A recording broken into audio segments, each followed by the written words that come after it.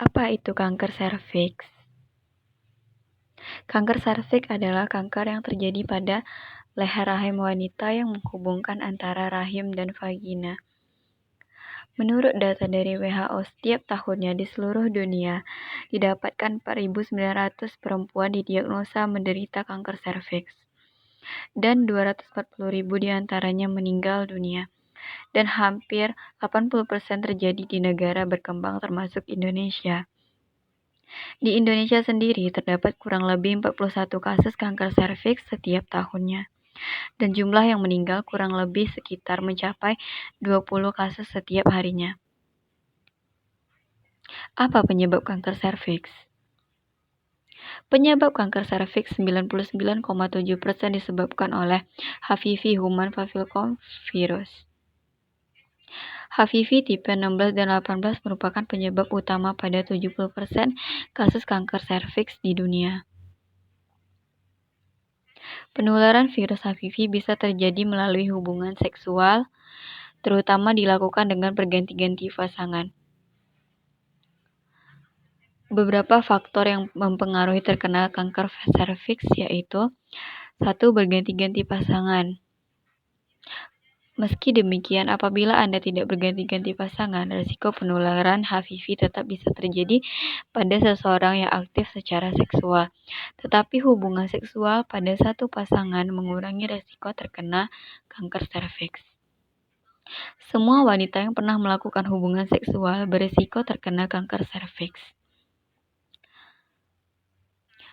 Memulai hubungan seksual di usia muda, merokok, kemungkinan untuk terkena kanker serviks meningkat apabila ada keluarga yang punya riwayat kanker serviks. Tetapi perlu dipahami bahwa kanker serviks bukan penyakit keturunan. Tanda-tanda kanker serviks bisa diketahui dengan ciri-ciri sebagai berikut. Nyeri pada perut bawah, pendarahan tersudah melakukan hubungan seksual, pendarahan setelah menopause, timbulnya keputihan yang bercampur darah dan berbau amis. Bagaimana cara mendeteksi penyakit kanker serviks? Cara mendeteksi kanker serviks adalah pap smear. Dengan melakukan pap smear adalah metode pemeriksaan standar untuk mendeteksi kanker serviks. Namun, pap smear bukanlah satu-satunya cara yang bisa dilakukan untuk mendeteksi penyakit kanker serviks ini. Wanita yang tidak pernah menjalani pap smear atau yang tidak menjalani pap smear sama sekali berisiko tertinggi menderita kanker serviks. Ada pula jenis pemeriksaan dengan menggunakan IVA infeksi visual dengan asam asetat atau cuka. Melakukan pap smear atau IVA yang setiap 1 tahun sekali bagi yang sudah aktif melakukan hubungan seksual. Seperti yang kita ketahui, pencegahan adalah tindakan yang lebih baik daripada pengobatan. Dan kanker serviks ini adalah kanker yang paling bisa dicegah. Bagaimana cara mencegah kanker serviks? Melakukan vaksin HPV di usia pranikah. Rajin melakukan pap smear setiap 1 tahun sekali bagi yang sudah aktif secara seksual. Dan tentunya memelihara kesehatan tubuh. Meskipun demikian, jika Anda sudah terdeteksi mengidap kanker serviks, maka ada beberapa metode pengobatan yang bisa Anda lakukan. Jika terdeteksi kanker serviks stadium awal, maka pengobatannya dilakukan dengan cara menghilangkan kanker serviks tersebut dengan cara dilakukan pembedahan.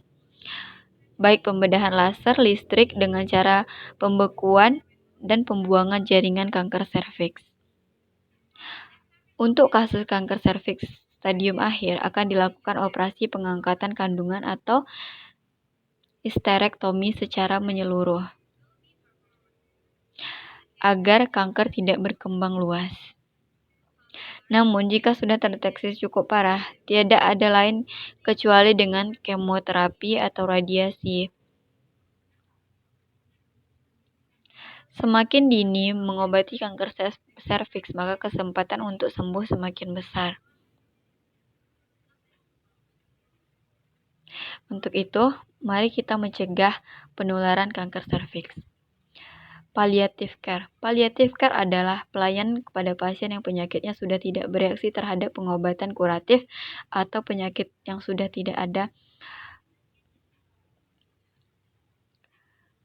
harapan untuk hidup lebih lama lagi. Tujuan keperawatan paliatif adalah memperbaiki kualitas hidup pasien dan keluarga dalam menghadapi masalah yang berhubungan dengan penyakit terminal dan kronik, dengan pencegahan melalui identifikasi dini dan penilaian yang tertib, serta penanganan nyeri dan masalah-masalah lain meliputi fisik, psikososial, dan spiritual. Nah, secara singkat, tujuan keperawatan paliatif yakni memberikan dukungan dan perhatian yang membuat kehidupan pasien terasa menyenangkan selama masa sakit, sehingga bisa mereka menikmati hidup mereka bisa menikmati sisa hidup mereka dengan nyaman dan tenang.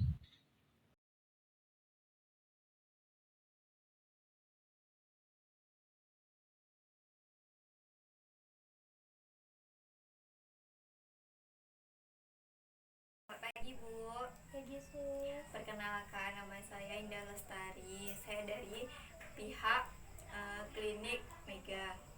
Nama Ibu siapa? Ibu Alia, Sus. Bu Alia.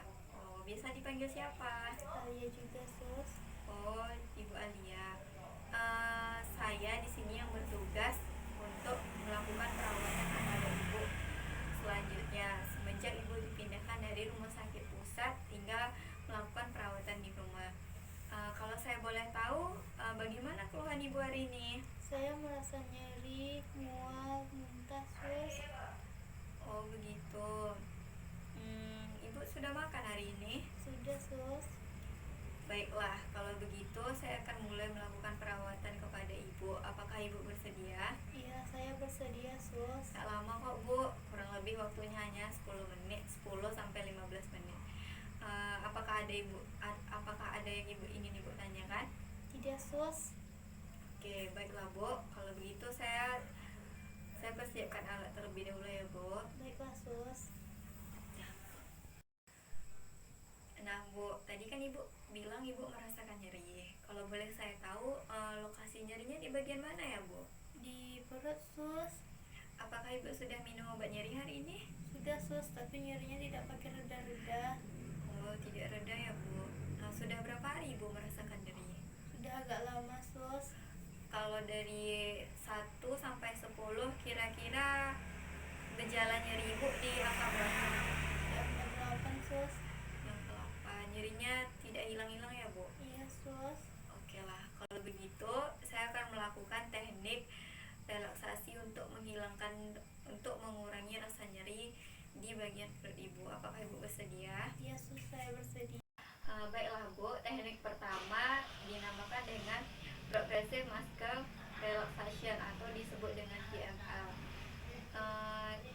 Teknik ini cukup dilakukan dengan menggabungkan nafas dalam, setelah itu meregangkan otot-otot sementara, kemudian diregangkan kembali dari otot kepala sampai otot kaki.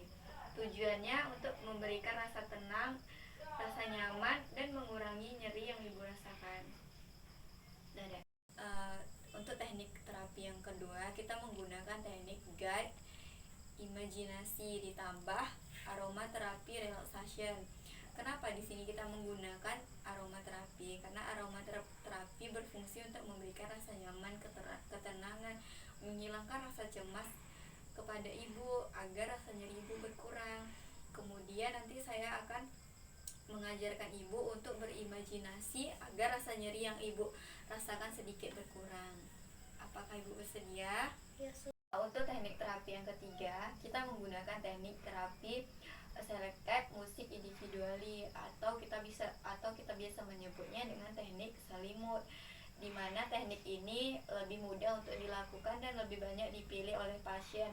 Kenapa? Karena teknik ini pasien bebas untuk memilih musik yang ia sukai, musik yang biasa ia dengarkan, musik yang bisa membuat ia merasa lebih rileks, nyaman, dan merasa tenang. Dan teknik ini diikuti dengan tarik nafas dalam. Apakah Ibu bersedia? Iya, Sus, saya bersedia. Teknik ini biasanya dilakukan selama 15-20 menit. Dan ya tadi ibu juga menyebutkan ibu mengalami rasa mual dan muntah kan? Iya sus. Rasa mual dan muntah bisa dikurangi dengan teknik inhalasi aromaterapi. Caranya dengan melakukan inhalasi atau berikan pijatan aromaterapi kepada bagian-bagian tertentu. Jadi ini bisa mengurangi rasa mual dan muntah yang ibu rasakan. Bagaimana Bu? Saya bersedia.